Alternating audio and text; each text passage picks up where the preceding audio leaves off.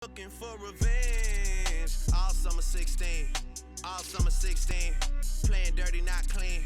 Out front for a season, looking like a damn football team. All in the same thing. All rapping one thing. Looking for revenge. I guess a bit of a recap of the entire event. Look, I went into it pretty confident, knowing that I'd done a lot of hard work in the lead up, and I haven't missed anything, and all my little niggles and injuries had sort of dissipated over the last sort of 4 to 8 weeks. So coming into it, I knew I was fit, I knew I was strong, I knew I had minimal amount of injuries or niggles or anything that was going to set me back, or there was nothing really that I had to focus on or think about during a workout. So look, coming into it, I felt confident, and all I knew that I had to do was basically do what I've done in the last 6 months of training and just replicate it into the regionals. And I sort of knew if I got to a place where I could hurt pretty bad, everybody else would be hurting just as bad, if not a little bit more, because I know I've done a lot of work. So I knew I was in a pretty good way to do quite well. All I had to do was go out there and hurt and just make as few mistakes as possible. And I knew it was going to be a pretty good weekend. So, but yeah, end result, second place. I didn't expect that at all. I was sort of thinking, I don't know, in my head, like you sort of, before you go, you sort of think, where can I envision myself standing in the lead up? And you sort of think, oh yeah, maybe third, fourth or fifth, but like a first or a second was sort of like, I just didn't expect it. I think it was just, it's the way the cards rolled, and I was sort of, I guess, lucky enough to come in second. Yeah, so coming into the final event, I actually didn't know where I had to place to stay in the top 5, because I think I was sitting third at the time. I had no idea at all. I didn't even think about it, to be honest, and probably in previous years I would have thought about that a lot. It's like, you need to come in this position to make it through. And yeah, for some reason, I didn't think about it, because I was sort of sitting in third, and I spoke to Khan before the event, and he was pretty nervous. And I said, oh yeah, I'm feeling sick. And he goes, don't worry about it, you're in a pretty good position, just do what you need to do, do what you know you're capable of, and you'll be fine. And so I sort of just went in there and just thought, just be smooth and easy, and you'll be okay. And then when I looked at the standings at the end, I would have had to place, I think, 6th or 7th as a minimum requirement to keep it in, and I didn't think of that. And I thought, wow, it's like a pretty tight standings. Like we're all like a few points like close to each other. So I didn't even think of it. All I thought to myself, I've done this in training before. I know I'm okay at thrusters. I'm okay at legless rope climbs. Just go out there and do what you did in training. I went a little bit faster than training, and luckily enough, I just went nice and smooth. I didn't try and kill the thrusters. I didn't try and kill the rope climbs. I just went smooth and consistent, and obviously not slow.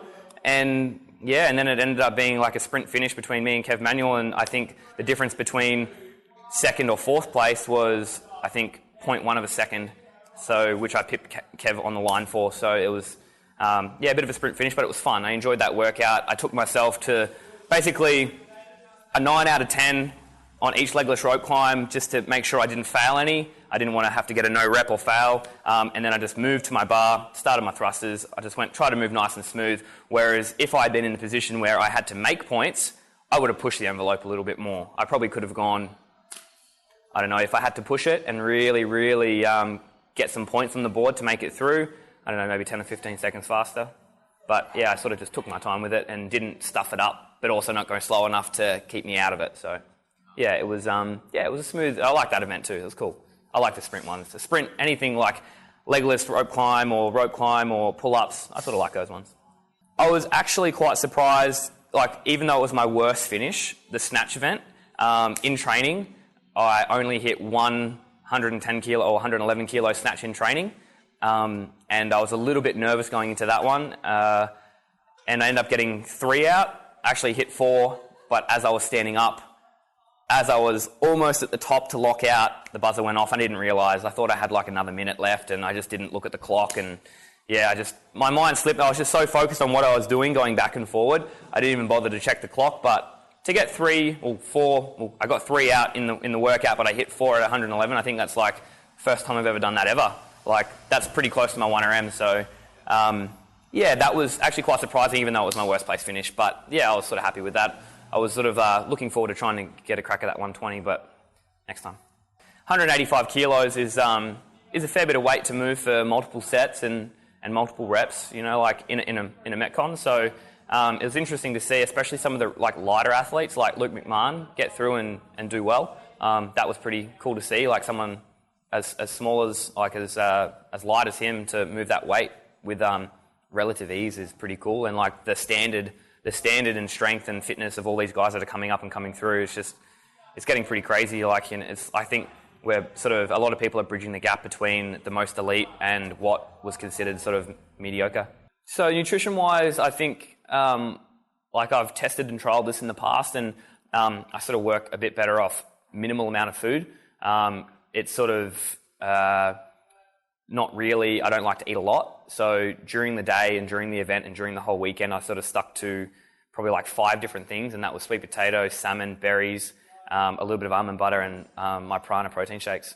That sort of got me through. A bit of coconut milk from time to time with my protein shakes just because I like it. And then eggs for breakfast in the morning. Eggs and salmon, and then some berries on top. And then every now and again, Kayla was making me avocado mousse, so just blended avocado with like half a banana, some berries, and some raw chocolate, like raw cacao. Blend it all up, put some blueberries on top, and look, I work better off minimal, I feel, but just staying super hydrated. Like, always have a bottle of water with me, making sure I'm drinking lots of water, like throughout each event, in between events, and of course, coffee. Yeah, of course, coffee. Yeah. Look, at the start of the weekend, I just said, just take one event at a time. Just do your best in every event, and you should do okay. And I didn't really feel too sore. Like probably the most sore I got was after the deadlift workout. That night, I was pretty stiff in the glutes, so I just made sure I got the foam roller out. Kayla got stuck into me with her elbow for a bit. I made sure I was hydrated all weekend. Like, I was always walking around with a bottle of water next to me. And yeah, I was just like making sure that you're hydrated, I think, is really key. Just for recovery overnight time. Making sure I'm taking some vitamin C, magnesium and zinc before bed, things like that, lots of fish oil. And then each night, luckily enough, where we were staying with a big group of people up at a house on a farm. So we had a pool there, we had a spa there. I was making sure I was getting in the pool every night, going for a quick swim, loosening up, having a stretch. I was getting to bed by about 10 o'clock every night. And then first thing in the morning, making sure I'm getting up and having at least a litre of water first thing before I do anything else. And then, yeah, it was just making sure I was warming up properly, cooling down correctly. And the only time I didn't cool down was after the last event. Everything was so crazy and hectic straight after it. I think I pulled up sore from that the following day rather than anything else. But after doing the final day's events, I think it loosened me up a little bit. And I felt really good Sunday night. Then come Monday, I was a little bit sore on Monday. But yeah, took Monday off, didn't do anything, woke up Tuesday, felt great. So it was more so just about being hydrated and just eating what works best for the person. Like, some people like to munch on lollies in between events or whatever. I sort of like to do as natural as possible and have berries and things like that. Rob from Raw Strength, like, I've been working with Rob since 2014, and like, he knows, like, he's been doing my programming. He knows exactly how much work I've done. He knows how sort of fit I am and how strong I am, and he can look at each event and sort of say, you're probably going to feel like this. And throughout the testing of the workouts, he sort of knew where I was going to excel and where I needed to really push. So just before each event, it was more so about a little bit of game plan stuff and just giving me confidence. Just like with the deadlift event, it was my best event for the weekend, and he just said, look, do exactly what you did in training and you'll crush it. So all I thought to myself, just go out and do and like hurt just how I did in training, and it was like I finished that event feeling pretty good. Like, I put in hard in the workout, but come the finish of the event, I was cool. It was fine. So it was more so just about building up your confidence for each event, bit of game plan strategy stuff, and just sort of like cementing some of the key things. Just like, when you get to here, start this, don't wait around, don't walk between these two things, run between these two things, because you're going to feel good for this. So more so just about confirming some things that I'm probably already thinking in my head, but once you hear it from him, he's like, yeah, cool, I'm happy with that. So yeah, it was a big help having him there. It's going to be awesome having him there in the States. Making the games has always been a huge goal, like a dream come true. So like I'm really, really, really excited to compete over there, but I'm also equally as excited to do the training. The training is like the biggest process. It's like the 98%, and then your competition is like your last 2%. So doing the training for it, I'm super excited for. I think we're going to be doing like a fair bit of volume. It'll probably be a little bit more volume than I did before. It'll also be a bit more random, awkward, heavy. So it'd be sort of like mixing in different types of training that you would more so see at the games, like maybe a bit of yoke work, obviously more swimming, and then just working with some awkward heavy objects, sandbags, logs, things like that. So it'll probably be a little bit more work, but I've got the next 8 weeks to really cement down all these sort of weird objects and just get comfortable being uncomfortable with new things and just adapting quick. So it might be an effect that, like, if Rod comes down here and trains for me with a week, I might not know what I'm doing that day, and he said, okay, we're going to do this workout, get ready, let's go, we're going to be starting in 15 minutes. So it'll just be getting myself prepared to be uncomfortable with what might come up, which is fine. I like that type of stuff. I really enjoy the, hey, we're going to do this, get ready for it and just make it happen. I like that stuff. So, and I like it hard. So the harder the better. Like, just make it hard, because we're sort of all preparing ourselves for the hardest week of our lives physically, probably mentally as well. So yeah, I'm really looking forward to it. And I think the heat is going to play a major role in that. And I'm thinking I'll probably head off in about 5 weeks, and I'll spend 3 weeks in LA. So 3 weeks getting prepared there, just to get used to the heat, do some hard workouts out in the sun, and sort of get used to what I might be dealing with. Maybe build up a bit of a tan, you know. Otherwise I'll struggle in the sun. Yeah, spray tan. Yeah. Otherwise I'll struggle, have to wear a shirt all weekend. Yeah. But I'll probably try and get over a little bit early and do some training over there just for maybe 3 weeks. I know, talking to a couple of last year's Games athletes, they said we got over like a week and a half early. It just wasn't long enough. Just the heat, like, you got to prepare yourself for what the worst could be, and last year was hot. So if we get another hot year like that, then I want to be ready for it. So the haircut. Look, I said this about 4 months ago. I said to Kayla, we were upstairs and we had a few people over, and I just, like, out of nowhere, I just said, I'm just going to grow my hair. And Kayla said, no, you're not. She said, you won't do it. Like, not as in, I'm not letting you. It was more like, you wouldn't do it. You're just going to get it cut. And I just said, okay, is that a challenge? And she just said, you're not going to grow it long. And I said, all right, I'm going to grow it long. So that was it. And I just started growing it long. And then, yeah, it's just being progressively getting longer and longer.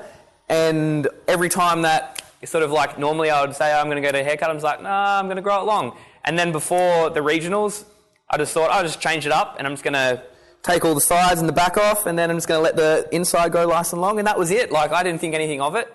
I just thought I'd just change it up and get a bit fresh on the sides. And when I got the haircut done in Wollongong before the event, like the day before, and she said, are you sure? And I was like, yeah, just cut it like really short, like go like a 0.5 all the way around. She goes, okay, so what are you doing this for? And I said, I don't know, just change it up, make it different. So yeah, so I just did it like that. And then I saw I got about 20 text messages over the weekend of Cecil saying, this is like an identical version of you. And I was like, yeah. And I got some other ones as well. There was like that Muppet. What's the Muppet's name? From bloody, I can't remember the name now, but it was pretty funny. Beaker or something. And then, it was, it's pretty interesting. But yeah, I had no thought about it. I just wanted to grow it long, and then I thought, I'll just get rid of the sides before I compete. Are you going to keep it for Carson? Yeah, I'm going to grow it longer. I want to get it like right down to here.